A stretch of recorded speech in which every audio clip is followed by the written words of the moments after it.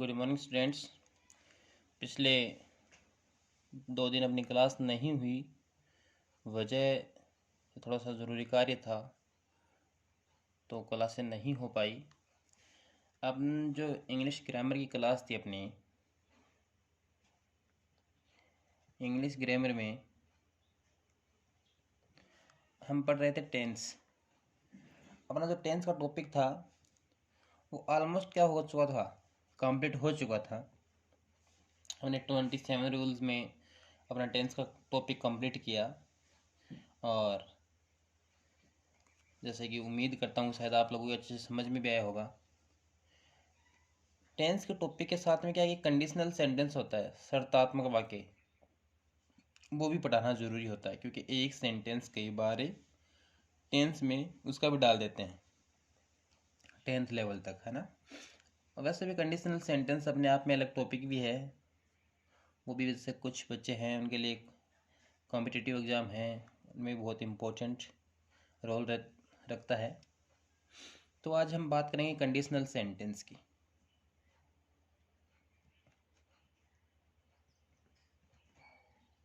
Conditional sentence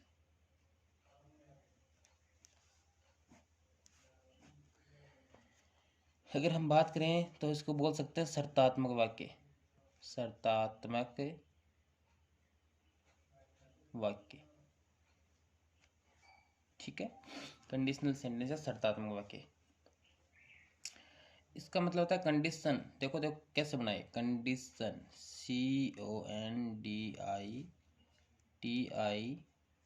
CONDITION plus AL, इस प्रकार से क्या बन गया, ये कंडीशनल बन गया, ठीक है। अब जो कंडीशनल में भी दो चीज़ें रहती हैं, कौन कौन सी, एक तो इसमें आ गई कंडीशन CONDITION, कंडीशन मतलब शर्त। तो अगर कोई किसी चीज़ का शर्त रखेंगे तो उसका क्या मिलेगा, हमें रिजल्ट भी मिलेगा। क्या मिलेगा, रिजल्ट। रिजल्ट मतलब परिणाम, मतलब कि किसी चीज़ को किस प्रकार से हम रखें। एग्जाम्पल से बताता हूँ आपको, देखो फॉर एग्जाम्पल देख के समझाता हूँ किस प्रकार से। ये हम बात कर रहे हैं, if you work hard, if you work hard you will get selection, you will get a selection। देखो आपके पास में आपको कंडीशन क्या मिली, इफ़ यू वर्क हार्ड, कि अगर आप क्या करते हो, कड़ी मेहनत करते हो, तो आपको रिजल्ट क्या मिलेगा, you will get A selection. समझ में आई बात, condition plus result. Conditional sentence में कंडीशन दी हुई होती है जिसका क्या है, रिजल्ट नहीं रहता है ना। मैं आपको एक एग्जाम्पल और देकर समझाता हूँ, उससे और समझना आप। यू विल गेट सिलेक्शन, देखो इसको इस तरीके से भी आ सकता है, यू विल गेट सिलेक्शन। कब आपको सिलेक्शन मिल सकता है, कब सिलेक्शन, ये तो क्या आपके रिजल्ट की बात कर रहा है, कब, if you work hard, if you work hard. समझ में आई बात। ये तो कौन सा पार्ट हो गया आपका, रिजल्ट का पार्ट हो गया, और ये आपका कौन सा पार्ट हो गया आपका, ये कंडीशन का, ठीक है। ये आपका था कंडीशनल सेंटेंस, शर्तात्मक वाक्य, जिसमें शर्त होती है, शर्त के साथ में आपका रिजल्ट निहित होता है ना। इसकी क्या होती है, एक आइडेंटिफिकेशन होती है, एक पहचान होती है। देखो इसकी आइडेंटिफिकेशन क्या है कि आपको किस प्रकार से आप इसको पहचान सकते हो, क्या क्या मिले आपको तब, है ना। IDENTIFICATION, आइडेंटिफिकेशन, पहचान। पहचान क्या है ना। आपको देखो मतलब कि क्लोज में कंडीशन क्या मिले, साथ में देखो रिजल्ट, कंडीशन प्लस रिजल्ट साथ में जोड़ के बताता हूँ आपको ना। आपको मिले इफ अनलेस until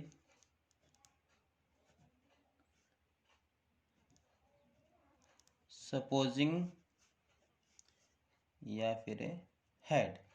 ठीक है, मतलब 1 2 3 4 और 5, है ना। ये 5 आपको किस रूप में मिले? इफ क्लॉज के रूप में। किसके रूप में? इफ क्लॉज के रूप में। कहने का मतलब कंडीशन के रूप में। किसके रूप में मिले? इफ क्लॉज के रूप में मिले, मतलब कंडीशन के रूप में मिले। तो आपको जो रिजल्ट क्लॉज मिलेगा, ये कौन सा क्लॉज आपका? इफ क्लॉज है, मतलब कंडीशन क्लॉज है। तो आपको फिर रिजल्ट क्लॉज होगा, मतलब एक्सपेक्टेड रिजल्ट। आपको रिजल्ट क्या मिलेगा उसके रूप में हम बात करें तो वर, सो लॉन्ग, लेस्ट, एज इफ, या फिर प्रोवाइडेड। PROVIDED। प्रोवाइडेड का मतलब बशर्ते, शर्त के साथ, बशर्ते। ठीक है, ये आपका कौन सा है? ये आपका है रिजल्ट क्लॉज। रिजल्ट क्लॉज मतलब एक्सपेक्टेड रिजल्ट है कि जो हमारा रिजल्ट क्या रहने वाला है। EXPECTED, expected result. भाई अपन प्रत्याशित जो अपने को क्या मिलने वाला है, रिजल्ट क्या मिलने वाला है उसके लिए ना। ये तो थी इसकी आइडेंटिफिकेशन कि आपको सेंटेंस में क्या क्या मिले, ये सब मिले तब आपको क्या मिलेगा? इफ क्लॉज मिलेगा, मतलब कंडीशनल क्लॉज बनेगा। ठीक है, तो अब देखो इसको क्या 3 पार्ट्स में डिवाइड किया गया, जो आपको थोड़ी सॉल्यूशन के लिए है ना, आपकी सॉल्यूशन 3 पार्ट में डिवाइड किया है, वो बताता हूँ किस प्रकार से। हाँ जी, देखो 3। देखो ये देखो, अगर हम बात करें प्रोबेबल की, प्रोबेबल, तो प्रोबेबल में है क्या? 3। आपको सेंटेंस में कितने पार्ट में डिवाइड किया है? 3 पार्ट में। प्रोबेबल में क्या रहता है देखो, अगर आपको वर्ब की फर्स्ट फॉर्म में एस या ईएस, वर्ब की फर्स्ट फॉर्म में एस या ईएस, या फिर डू या does plus not plus verb का फर्स्ट फॉर्म मिले, क्या मिले? वर्ब की फर्स्ट फॉर्म में एस या ईएस, या फिर डू या does plus not plus verb की फर्स्ट फॉर्म मिले, तो आपको किस में इम्प्लीमेंट है करना है? विल या शैल या कैन या में प्लस वर्ब का फर्स्ट फॉर्म। ठीक है, ध्यान रहे आपको मोस्टली वरीयता इन दो को ही देनी है ना। हालांकि ये भी आ सकते हैं, लेकिन वरीयता इन दो को ही देनी है, वरीयता। ठीक है, ऐसे समझ में बात। अगर आपके पास वर्ब के फर्स्ट फॉर्म ऐसे ऐसे है तो विल या शैल प्लस वर्ब की फर्स्ट फॉर्म आ जाएगी, या फिर डू या does plus not plus verb का फर्स्ट फॉर्म है तब क्या जाएगा? विल या शैल प्लस वर्ब का फर्स्ट फॉर्म। या फिर ये दे रखा है विल या शैल प्लस वर्ब का फर्स्ट फॉर्म दे रखा है, तब क्या लगा दोगे? वर्ब के फर्स्ट फॉर्म ऐसे ही यस, या फिर डू या does plus not plus verb का फर्स्ट फॉर्म। नेगेटिव है तो इनमें से आ जाएगा, पॉजिटिव है तो इनमें से आ जाएगा। समझ में आया होगा एक तो। दूसरे की बात करें इम्प्रॉबेबल। इम्प्रॉबेबल की बात करते हैं दूसरे की। एक तरफ आपको क्या मिले? वर्ब का सेकंड फॉर्म। क्या मिले? वर्ब का सेकंड फॉर्म, या फिर did plus not plus verb का फर्स्ट फॉर्म, या फिर वर। ध्यान रहे इसमें कभी भी क्या नहीं मिलेगा? वोज नहीं मिलेगा। कंडीशनल सेंटेंस में वोज नहीं मिलेगा। किस में बदलोगे? Would, should, would, should, could, might,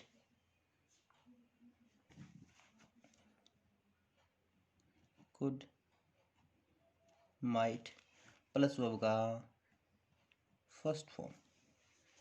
हाँ, देखा। अब इसमें क्या करना है आपको? ये जो वुड है ना, वुड, इसको वरीयता देनी है, वरीयता। ध्यान रहे जिस प्रकार से मैं आपको बता रहा हूँ, आपको अपने जो पेपर, जिस पेपर में आप इसको क्या कर रहे हो, लिख रहे हो, इसी तरीके से आपको भी लिखना है ना। अगर आप नोट्स बना रहे हो तो सेम इसी तरीके से आपको बनाना है ना।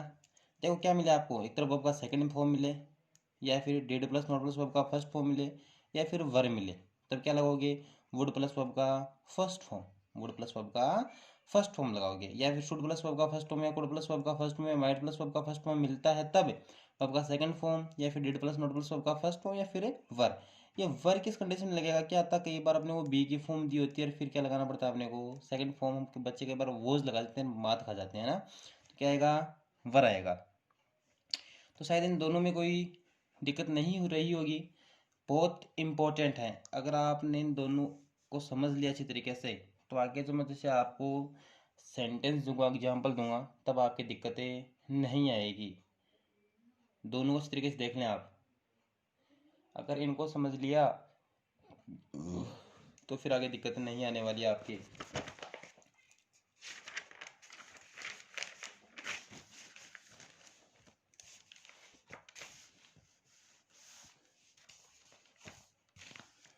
आपका तीसरा रूल, तीसरे की बात करते हैं अपन, इम्पॉसिबल।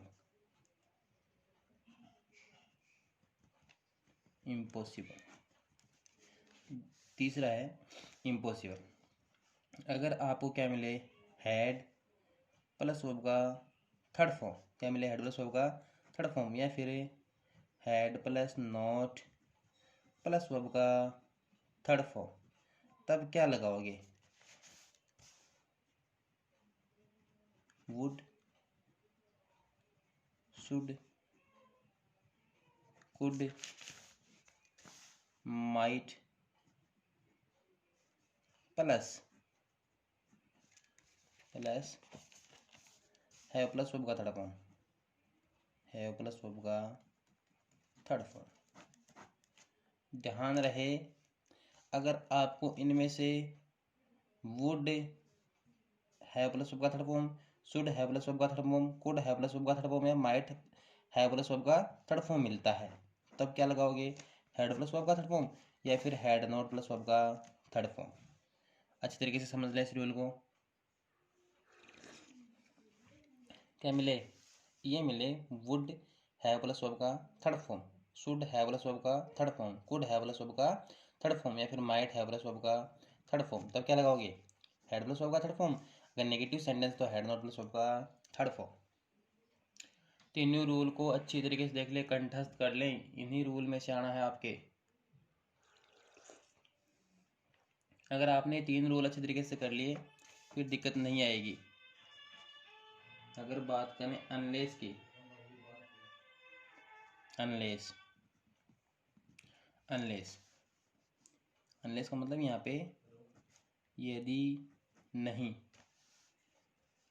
किसका प्रतीक है, निगेटिव का प्रतीक है, इसका प्रतीक है, निगेटिव का प्रतीक है।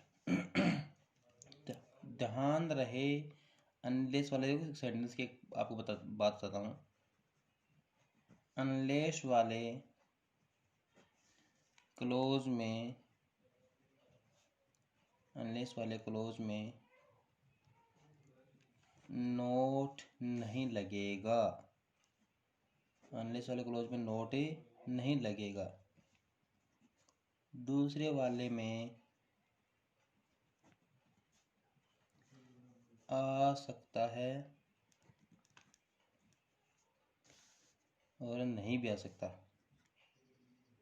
नहीं भी आ सकता। आई समझ में, मतलब अनलेस वाला किसको रिप्रेजेंट करता है, नेगेटिव को, है ना। तो इसमें अनलेस वाले क्लोज में नोट नहीं लगेगा, और उसके साथ में दूसरा क्लोज होगा ना, दूसरे वाला, है ना, दूसरे वाले क्लोज में नेगेटिव आ भी सकता है और नहीं भी, नोट आ भी सकता है और नहीं भी आ सकता। तो ये लिस्ट का क्या मामला है, ये लिस्ट का क्या, अनलेस का पता किया हमने भाई, अनलेस क्या होता है, यदि नहीं, नेगेटिव है, पूरी बात पता कर ली हमने। पर ये लिस्ट का क्या है, मतलब लिस्ट आएगा तो शुड प्लस वर्ब का first form, should plus verb का फर्स्ट फॉर्म, ठीक है। मतलब ये किसके साथ है, लिस्ट, कहीं ऐसा न हो जाए, क्या मतलब होता है इसका, कहीं ऐसा लिख देता हूँ, कहीं ऐसा न हो जाए, कहीं ऐसा न हो जाए। एक दो कई बच्चे गलती करते हैं, सपोजिंग लिखते हैं, SUPPOSING, supposing if, supposing if. ये दोनों एक साथ नहीं आते, ध्यान रखना है, दोनों कभी भी एक साथ नहीं आते। सपोजिंग अलग है, इफ अलग है, याद रहेगा। सपोजिंग इफ एक साथ नहीं आते। मेरा ये मानना है कि अगर आपने कंडीशनल सेंटेंस को इतना अच्छे तरीके से देख लिया तो दिक्कत नहीं आने वाली। एक बार इसको रिपीट कर लेते हैं अपन आज की क्लास में। ये अपना क्या था, कंडीशनल सेंटेंस। ये आपकी कंडीशन थी, आपका रिजल्ट था। इसका उल्टा भी हो सकता है, रिजल्ट पहले आ सकता है, कंडीशन बाद में भी आ सकती है, जरूरी नहीं कि आगे पीछे से ही हो ना। इसलिए मैंने इसी सेंटेंस को इस बार लिख के बताया था आपको।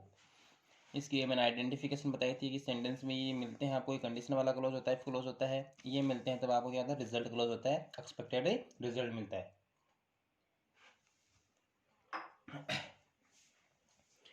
अब देखो, ये आपके दो रूल पढ़े थे हमने, एज ए नियम, रूल हमने इसको नियम बना दिया था।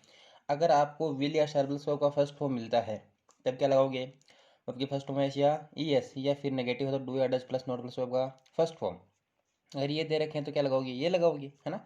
दूसरा था, अगर आपको वुड प्लस वर्ब का फर्स्ट फॉर्म दे रखा है तो क्या लगाओगे, वर्ब का सेकंड फॉर्म, या फिर डिड नॉट प्लस वर्ब का फर्स्ट फॉर्म, या फिर वर, वॉज कभी भी नहीं आएगा इसमें, ठीक है, ध्यान रहेगा।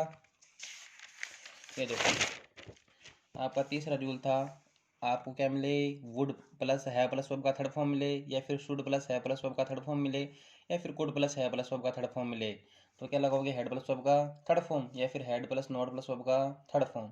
अगर इनमें से ये मिलता है, हेड प्लस वर्ब का थर्ड फॉर्म मिलता है तो वुड प्लस है प्लस वर्ब का थर्ड फॉर्म लगा दोगे, या फिर हेड नॉट प्लस वर्ब का थर्ड फॉर्म मिलता है तब हेड वुड है प्लस वर्ब का थर्ड फॉर्म लगा दोगे, ठीक है। चलो मैं पूछता हूँ, अगर आपको सेंटेंस में दे रखा है शुड हैव प्लस वर्ब की थर्ड फॉर्म और कंडीशनल सेंटेंस तो दूसरी तरफ क्या लगाओगे, अगर ब्रैकेट में नेगेटिव है क्या लगाओगे, हैड नॉट प्लस वर्ब का थर्ड फॉर्म, शाबाश। अगर आपको सेंटेंस में दे रखा है एक तरफ वर तो दूसरी तरफ क्या लगाओगे, वुड या शुड प्लस वर्ब का फर्स्ट फॉर्म। अगर आपको एक तरफ वुड प्लस वर्ब का फर्स्ट फॉर्म दे रखा तो दूसरी तरफ सेंटेंस नेगेटिव नहीं है तो वर्ब का सेकंड फॉर्म आ जाएगा, बी की फॉर्म नहीं है तो, है ना। अगर एक तरफ विल या शैल प्लस वर्ब का फर्स्ट फॉर्म दे रखा तो दूसरी तरफ क्या लगाओगे, वर्ब की फर्स्ट फॉर्म एस या यस, अगर नेगेटिव है तो डू या does plus not plus verb का फर्स्ट फॉर्म। यह तो आज आपके जो कंडीशनल सेंटेंस था उसकी छोटी सी पहचान थी। जो कल की अपनी क्लास होगी उस क्लास में कोशिश करूँगा कि आपको तीनों के तीन एग्जाम्पल देके अच्छी तरीके से इसको समझा सको, ठीक है। आज के लिए इतना ही।